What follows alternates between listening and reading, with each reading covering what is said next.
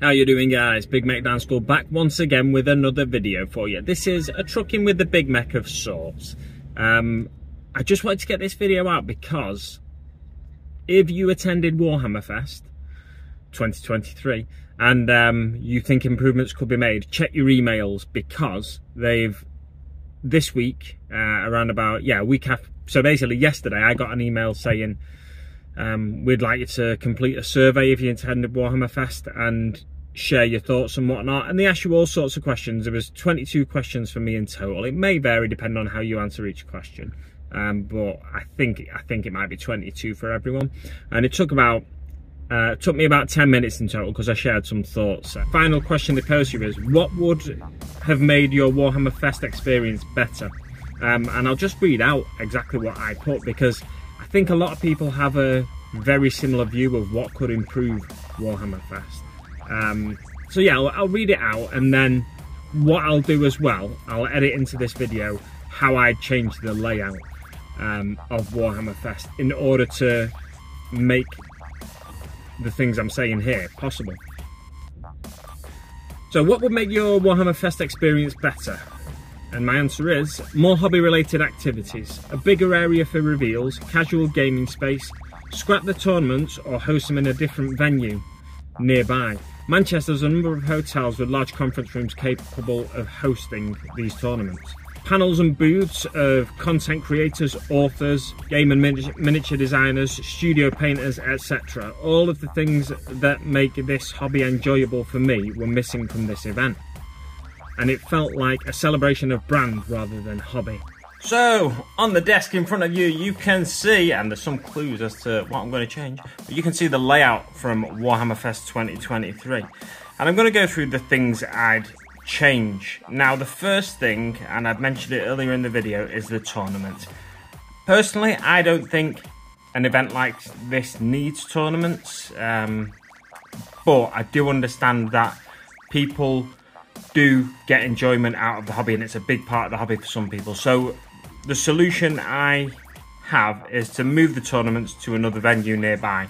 Now, I know there's a couple of venues that can host within a 10-minute walk of the Manchester Central Convention Centre, and what I would do is still give them the wristband for the weekend. And it's I think there was about 800 people playing on the tournament, and 800 people of approximately something in the region of 24,000 people that attended over the course of the 3 days that this Warhammer Fest event ran for. That is, unless my math's wrong, that's 3% of the people taking up this much space in the main hall. It's basically half of the main hall. So that's why I think you need to get rid of the tournament space and you move it to a different nearby location, or I'd sacrifice it altogether. If that was if Games Workshop didn't want to set up in a different location, a 10-minute walk away. There's definitely one. Now, it's an older hotel, so I don't know if they have a room big enough to host a tournament like that, but I imagine they might. But there's one that is literally opposite the building. There's a hotel just down the road here, that way, that may have some kind of function or conference room big enough to host a tournament like that. So that's the first thing I'd change and get rid of. And what would I replace it with? Well, I'd replace it with this. This is forgive my terrible handwriting, by the way, but this says main stage for reveals, etc. So all your big reveals and stuff would go on over here instead of the auditorium over here. The auditorium in the Manchester Central Convention Centre has about 800 seats.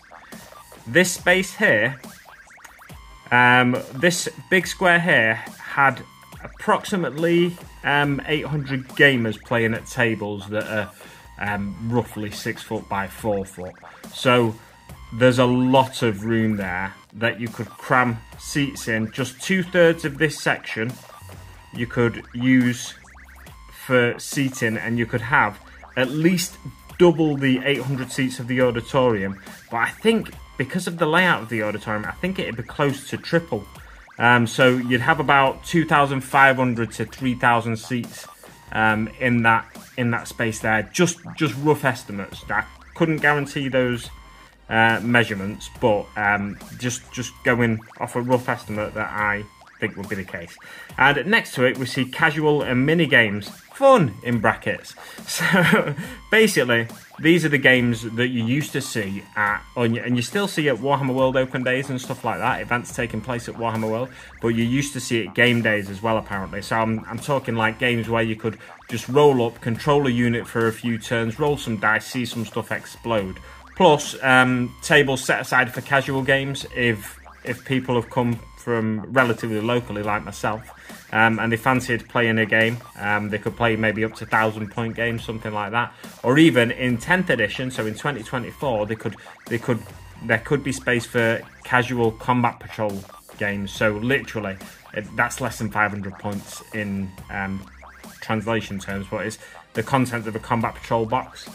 The Orc Combat Patrol comes with less than 30 miniatures, and that's a Horde army. So essentially, you're going to be looking at games that require a board the size of 2 kill team boards for combat patrol games. So yeah, that's what I have in this area here, and then the tournaments could move to a nearby hotel, as I said.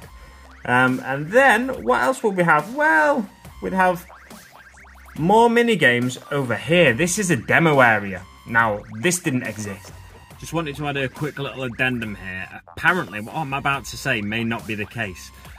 There was allegedly a couple of demo tables for certain games that changed over the course of the weekend, but I don't recall having seen them. Or perhaps I saw them and didn't realise what they were for, because there was no staff there sort of bringing people towards the tables to play. So there may have been a couple of demo tables where it was like 2 at the most. And apparently it looked like it was mainly 40k being shown there. Why would you show off 9th edition 40k when 10th edition's on its way? I have no idea. But there was talk of it being, one day it was the Necromunda game, the Ash Wastes game, as well. But again, I didn't see anyone playing at these tables, so it may have just been a case that I missed them. In Warhammer Fest 2023, that demo area was not there. They weren't showcasing or showing off any of their games, apart from Warhammer 40,000 10th edition, where you got to play 2 turns, and you had to. A large portion of this area, though, was taken up by queues, probably up to the end of Warhammer there. It was taken up by a queue in here, a snaking queue, and it was about 3 or 4 hours long. So this demo area gets replaced by more mini games. So more mini games, more fun, right? That's how it works, I think. And then what would I put in place of this? Because we've got 10th edition next year already. We don't need more 10th edition demo tables. So in place of 10th edition demo tables, I'd have demo tables for all the games. So the demo tables for all the games that not everybody plays. So a game board set up for Titanicus. Because I know a friend of mine, Gratag, that was at the Fest weekend, he said, going into Fest, he said, I hope they've got like demo tables for Titanicus, because it's a game he sort of almost got into a few years back. And I think he's still got the starter set or some of the miniatures from the starter set. And he's thinking about getting rid of them because he's never had a chance to play it. And had there been demo tables for Titanicus at this event, he may well have gotten into the game. He may well have gone out and bought more miniatures, because he may well have had an opponent like myself that he could have played against regularly if there was a demo table for Titanicus there. But this is like demo tables for 40k and HC more, sure, but more for the specialist games. So things like Necromunda, Warcry, Kill Team, Titanicus, Blood Bowl, stuff like that should be on display at an event like this, in my opinion. And yeah, what else would we have? Hangout and paint. So hangout and paint, there was 2 things you could do in this area.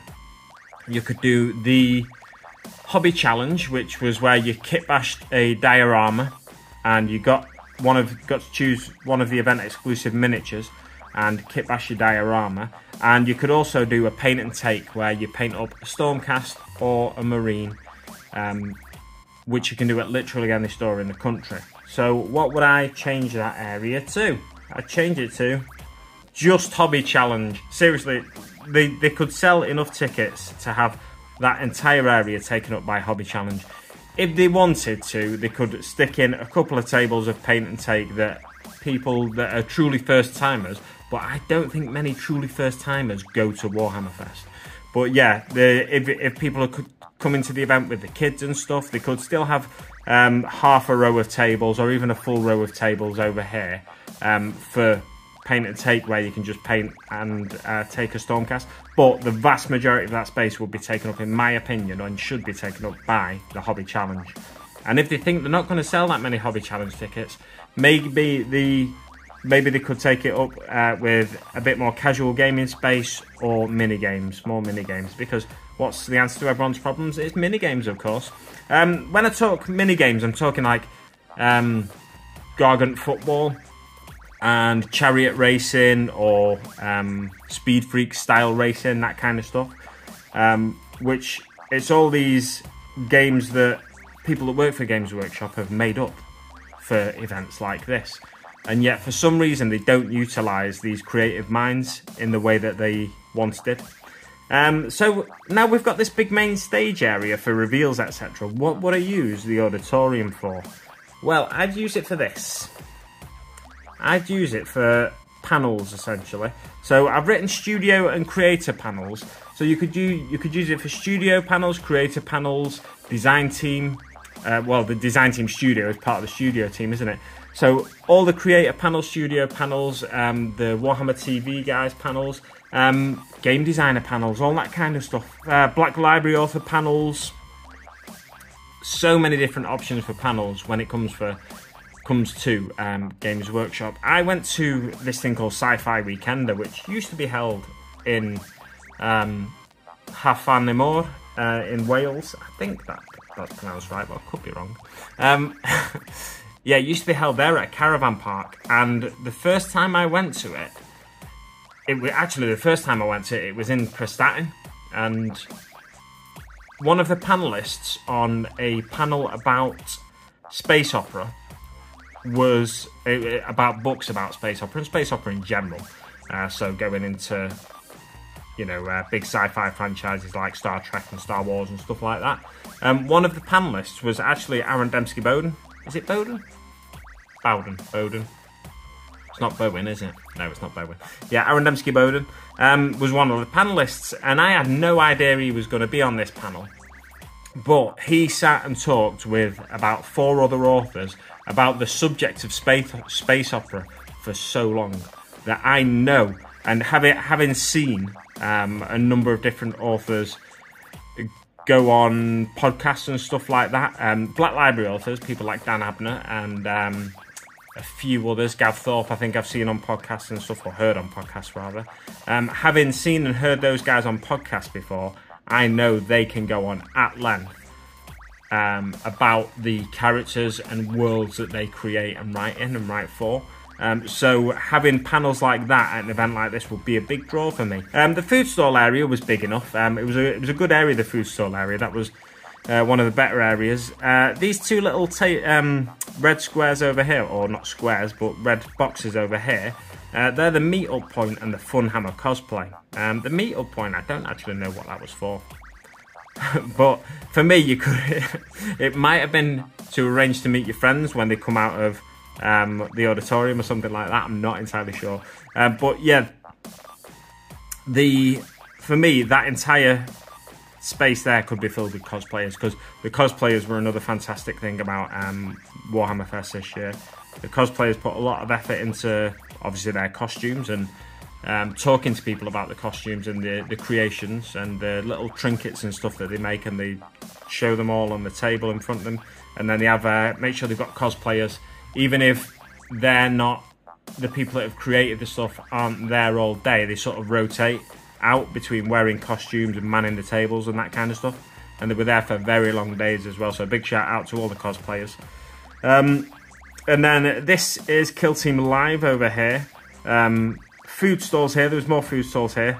I think a lot of people didn't realise this big food stall hall was over here. So on the first day, this was rammed, and then we went in there, and there was still a fair few seats empty. I've got one more thing to drop on here. Now, these two rooms, I don't know what they've used them for. I imagine they may have used one of them as a stock room or something like that to stock the shop. So there's a chance we don't have this extra space. But I would drop into one of these rooms a studio and creator booth. So in the same way that the studio, creator, Black Library, design teams, game designers, all them panels going on there, to keep them guys occupied for the rest of the weekend when they're not doing panels, I'd have them manning booths, and they could man them for a couple of hours at a time. People can come up and ask them all sorts of questions and stuff, the kind of stuff that people want to ask. Some people ask really basic questions like how did you paint a certain miniature for the box art, and then they can give you paint recipes and stuff like that. I know in the past at Games Days and stuff, speaking to people that have gone to Games Days, I never went to one myself, but speaking to people that went to Games Days, that's the kind of thing that's invaluable to hobbyists, because the painters that work on the box art and stuff, they don't always use Games Workshop standard recipe paints, so they mix paints themselves, and occasionally they will use other brands' paints and stuff as well, and they'll be able to tell you how to get a particular, like one thing I've been aware of in the past is the Horus Heresy Thousand Suns colour scheme. Now, Forge World didn't have any clear red paints for years, so I believe they used to use the Tamiya clear red paints. But yeah, anyway, I'm getting sidetracked here. So they can give you all that vital information and valuable information. So if you get Black Library guys at a table, they can, they're able to give people tips about what to write when submitting for the Black Library open submission periods and stuff like that. They can help them focus down on stories and all that kind of stuff. Or they can just chat to them about the characters they've made and everything to do with that. And I put creators in there as well, because I think one thing for me that Games Workshop failed to do this year is they've developed relationships with loads of content creators. One thing they really failed to do, in my opinion, this year was utilise those relationships. So they had this After Dark event on Sunday night, and it was done and it was hosted so that the content creators could go around, film all the things that they were doing over the weekend, and then they can put that on their social media and promote the event. But on Sunday night, what use is that? Because they won't get the stuff up till the following week, probably, on their social media, and they therefore don't promote the event. They promote potentially next year's event. The only problem is, who's to say what next year's event might look like? Nobody knows what next year's event is going to look like.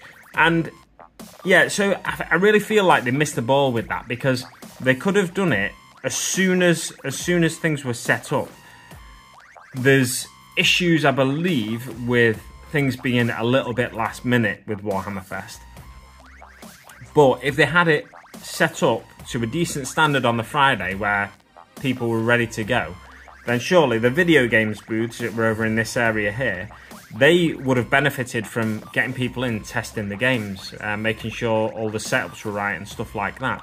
And they could test with the social medias the day, basically the evening prior to the event. Or, in an ideal world, it'd be a week before the event, but you don't tend to have this venue the week before you're hosting an event in it. But yeah, I just feel like they could and should utilise their creators better.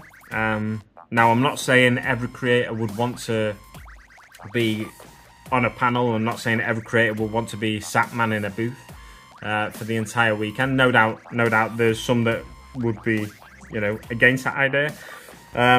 Because at the end of the day, these creators, their money and their livelihood comes from their social media. So Games Workshop would have to compensate them in some way, monetarily, I'd say, and for taking time out of their day, and also agree sort of set periods that they would be expected to be in the booth. So let's say you've got 10 creators, you could have creators 1 and 10 man in the booth for the first 2 hours, creators 2 and 9 man in the booth for the for hours 3 to 4, or 3 to 5 rather, and so on and so forth. So basically, you get the creators on a rotation period, just so they don't get too tired, they don't get too burnt out, and yeah, it's this kind of thing that I really think this event was missing. Now, if these rooms weren't able to be utilised, I do have another suggestion, and I'd say get rid of Kill Team Live. It might be a controversial thing because I know some people that did it really enjoyed it, but I think it takes up a lot of space for not a lot of, not getting a lot of footfall through there. I don't know how many people got through that, and to be fair, I think it was like an 8-minute session of actually the laser tag game going on, but there was a big lead up to that in terms of the team setting the scene and everything, telling you what your mission was and all those kinds of things. But yeah, I'd get rid of the Kill Team Live. If they wanted to keep that though, and they didn't have the space in either of these two rooms, I'd pop this right where the shop was. Honestly, because the shop, right, Manchester, less than 20 minutes walk from this venue, Manchester has an amazing Games Workshop, an amazing Warhammer store with fantastic window displays and everything. So for me, if you want to go and see someone excited and enthusiastic about the hobby, go and see the guys at Manchester Warhammer store. It's just on the outside of the Arndale Centre in Manchester, and you can chat to them for hours, which is something you couldn't do really with anybody here. I mean, you could if you could bend their ear for a bit, but getting hold of anyone that you recognise as a hobbyist or a store employee or anything like that, it was easier said than done, basically. So there's just a few changes I'd make to next year's Warhammer Fest. That's the sort of stuff that I'd like to see at the event. More casual and mini games, a bigger stage for reveals, but still have, like, they could put on panels and stuff like that over there, like I said. Just a hobby challenge over here, more mini games, demo tables for all the games, and this studio and creator booth could go up here potentially, but I imagine they may have been using one of them rooms as stock rooms to restock the shop. So either put that there or put that over here and take up half the space of the store. Don't forget to share your opinion with Games Workshop, because if they can improve these events going forward, then that's going to be good for the hobby and good for the community, good for the feeling within the community as well. Thank you very much for watching, and I'll see you on the battlefield.